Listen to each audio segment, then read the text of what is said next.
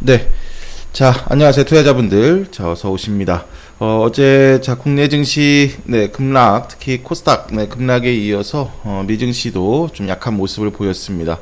자, 우선 주요 기업들, 계속, 지금, 실적 통과하고 있는데, 어제는 좀 테슬라, 그 실적, 그 예상치보다 하회된, 발표하면서, 실적을 발표하면서, 특히 나스닥이 1% 가까이, 0.8%, 하락 마감했습니다.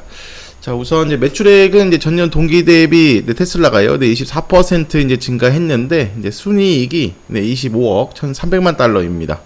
전년 동기 대비 24% 감소하면서 우선 그저께 시간 외에서도 미리 이제 빠졌었는데, 어제 좀 반등을 하지 못하고 10% 가까이 9%대 하락하면서 나스닥 전체적인 좀 투심을 좀 저하시켰습니다. 하지만 또 단기 진정 후에 뭐 또 반등이 예상되고, 일단 중요한 거는 최근 한 5, 6거래일 동안 그 다우도 그렇고 나스닥이 횡보해서 방향을 못 잡았었는데, 지금 보시면은 그 새로운 상승 모멘텀을 지금 우리 국내 증시도 마찬가지고 미증시에서도 지금 나오지 않는 그런 흐름입니다. 우선 실적들 통과하고 있고요. 그다음에 이제 두 번째로 그 3월 주요 지표들은 다 모두 마무리된 가운데 이제 주요 연준 인사들의 여기 또 매파적 발언이 오히려 더 크게 부담으로 작용하고 있습니다. 존 윌리엄스 뉴욕 연은 총재가 인플레이션이 여전히 높으며 또 물가 안정을 회복하기 위해서는 이제 우리의 통화 정책 도구를 이제 계속 사용할 필요가 있다라고 언급을 했습니다. 그래서 우선 5월 25bp 인상 가능성이 뭐 80%대인데, 이건 뭐 이미 어느 정도 기정사실화이고, 그 후에 행보에 대한 이제 기대감을 우리한테, 시장 참가자들한테 좀 형성시켜줘야 되는데, 오히려 이런 또 매파적 발언도 이제 부담이 되고 있는 점입니다. 여기에 이런 이제 긴축 부담 플러스 또 이제 3월 기존 주택 판매도 약간 또 부진했거든요. 그러니까 뭐냐면 또 이제 경제 지표까지 좀 안 좋게 나오면서 또 침체 관련 이슈들도 우리가 계속 또 통과해야 하는 그런 체크할 포인트들입니다. 자, 이러면서 지금 뭐 실적들, 그 다음에 뭐 물가, 그리고 경기, 뭐 등등 주요 이런 거시적인 이런 그 확인에 대한 지표들이 좀 안 좋게 나오면서 지금 방향성을 계속 유보하고 있고, 그러니까 미증시가 지금 이런 위치에서 우리 양시장은 일단 2600선 전후, 그리고 코스닥은 900선까지 붙여놓은 상태에서 이제 어제 한번 급락이 크게 나왔는데요. 일단 외국인의 대량 매도세, 특히 코스닥, 그리고 어제 좀 방산주들이 움직였죠.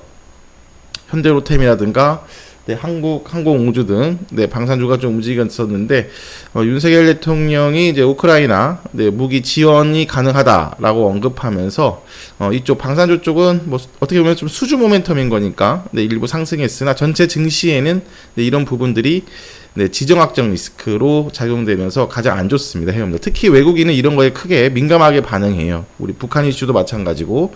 자, 그래서 어떻게 보면 지금 딱 900선 1차 정고점이기도 한, 기술적으로 이런 라인에서 좀 새로운 상승 모멘텀이 필요한데, 어떻게 보면 좀 부정적인 이슈들, 그러니까 시장 조정으로 연결될 수 있는 그 핑계들이 쪽쪽 누적되면서 원달러 환율 제급 등, 그다음에 아까 말씀드린 이런 지정학적 리스크 이슈, 또 외국인 대량 매도세, 이런 것들이 종합적으로 겹치면서 또 에코프로 그룹주들의 또 한번 탄력성 둔화, 이것까지 그냥 한 번에 나오면서 지금 좀 불안했던 상승이었죠. 850에서 특히 890선까지는 불안했던 상승에서 한 번에 좀 얻어맞는 그런 분위기입니다. 어제는 뭐 2차전지뿐만이 아니라 전 섹터군들이 그냥 주저앉았고, 섹터 순환이라든가 이런 거 상관없이 그냥 외국인이 우리 증시에서 나갔다고 보시면 돼요. 코스피에서 차익 실현 매물도 있었고, 또 뭐 리스크 관리 차원 뭐 이런 부분도 있겠습니다. 자, 그래서 우선 지금 이제 오늘부터 또 이제 2, 3일 전후까지는 역시 또 지수 중심으로 좀 봐야 되는 그런 모습인데요. 지금 여기 보시면 코스닥 일봉입니다, 여러분들.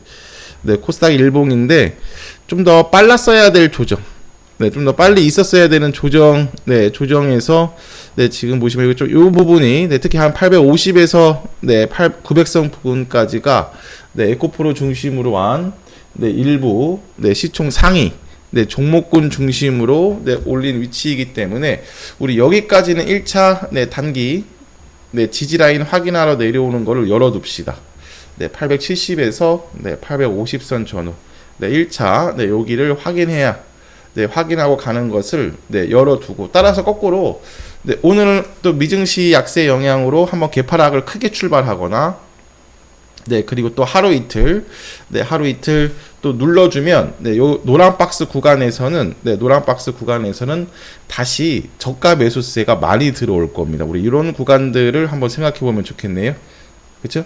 네, 이제 한번 이렇게 넘긴 위치이기 때문에 오히려 네, 이렇게 또 한두 번 네, 내려와 주면 애매하게 위로 이렇게 버티고 있는 것보다 네, 내려와 주면은 네, 저가 매수세도 많이 들어올 거고 특히 지난주 수요일과 목요일도 그랬고 지난주 수요일 목요일 네, 여기거든요, 회원들.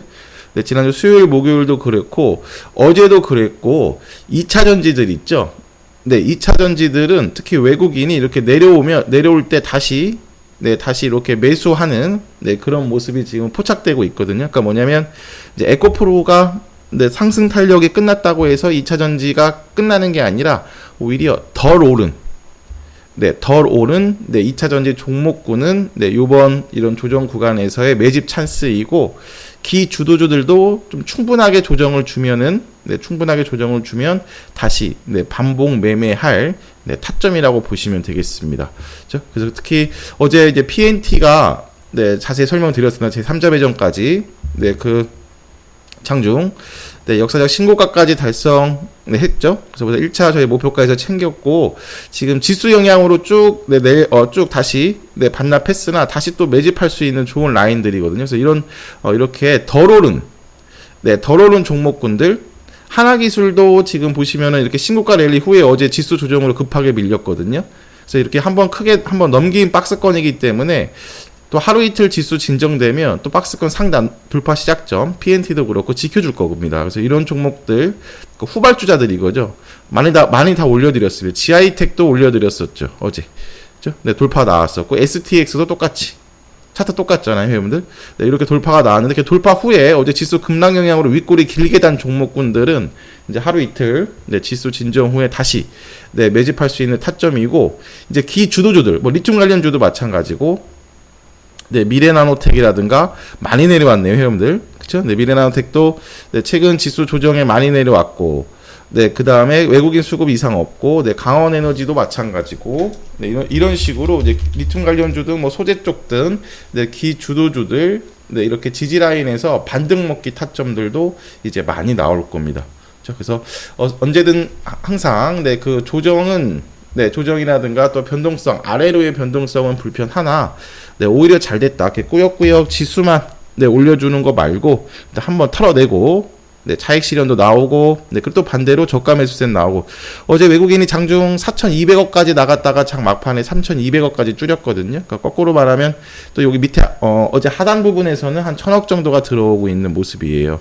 그렇죠? 네, 그래서 있어야 될 조정이었고 네, 필요했던 조정이었고 더 빨라야 했던 네, 조정이었습니다. 최근에 네, 지수만 오르고 네, 실질적으로 하락 종목이 훨씬 더 많았었잖아요. 한 최근 여기 850부터는 그래서 지금 다시 네, 870에서 네, 850선 여기까지 1차 네, 단기 네, 조정을 열어두고 여기에서 수급이 들어오면서 같이 쉬는 네, 지수와 같이 네, 쉬는 종목군들 역시 2차 전지, 네, 2차 전지, 반도체, 로봇 AI인데 특히 어제 로봇 시간에서 한 3-4%씩 올랐어요. 그렇죠? 네, 이 부분은 이제 그냥 새로운 이슈가 나온 게 아니고 그 좀 주식 경험 많으신 분들은 예전에는 로봇이 약간 시간 외에서도 좀 많이 움직였었거든요. 최근 또 단기 네, 하락, 조정폭이 컸죠. 네, 하락에 대한 그냥 반등 정도이고 오늘 시초가가 어제 시간의 상승 영향으로 시초가를 띄운 뒤에 네, 추가 상승으로 연결돼야 추세 전환이고 네, 제가 볼 때는 오늘 한 번에 봉 하나로 움직이기에는 힘들고 일단 반등을 통해서 매물 소화 몇 번 하고 어차피 다시 가야 될 종목군 섹터군입니다. 여러분들 반도체, 로봇 AI, 자동차 부품 네, 이런 쪽은 여기 2차 전지도 마찬가지고 좀 수주 모멘텀이라든가 이런 것들이 계속 나올 수밖에 없거든요. 2차 전지는. 그래서 이번 조정 구간을 이용해서 다시 한번 또 찬스로 활용할 부분들은 네, 활용하고 지금 제약도 많이 빠졌네요, 회원들. 그래서 그 제약은 그 셀트리온 네, 19만원, 네, 18만원 라인에서의 그 1차 저항 라인, 네, 한번 쭉 자세히 지난주에 설명을 드렸습니다. 그래서 제약은 이제 여기 아마케 네, 이벤트도 좀 소멸되는 분위기이기 때문에 이제 다시 한번 지수, 네, 그 조정 확인하고, 네, 다음 구간 진입할 때는 역시 1분기에 강했던 2차 전지, 뭐 로봇, 반도체, 네, 인공지능, 뭐 자동차 부품, 큰 친환경까지 네, 이런 부분에 다시 또 집중해야 되는 네, 위치라고 보시면 되겠습니다. 자, 오늘 개파락 출발 불가피입니다, 여러분들. 어제 선반영된 부분도 있지만 네, 미증시 약세로, 그리고 또 어제 좀 투매도 좀 미리 나왔어요. 그리고 지금 또 공매도라든가 그 또 외국인 그 개인 네, 신용 비중이 상당히 높거든요. 그죠? 그래서 한번 털어낼 거 털어내고, 네, 털어낼 거 털어내고, 우리 870에서 850선 외국인 지금 4거래일 연속 코스닥 외국인 기간 순매도인데, 요 노란 박스, 네, 제시드린 870에서 네, 850선에서의 외국인 네, 다시 돌아오는 것 확인하면서 다시 또 채울 거 채우고 네, 후속 준비하면 되겠습니다. 자, 오늘 변동성장이라서 일부러 네, 장중 공개 방송 준비했습니다, 회원들. 네, 우리 브리핑 통해서 한번 체크하고 계시고, 네, 9시부터 네, 공개 방송도 네, 진행하도록 하겠습니다.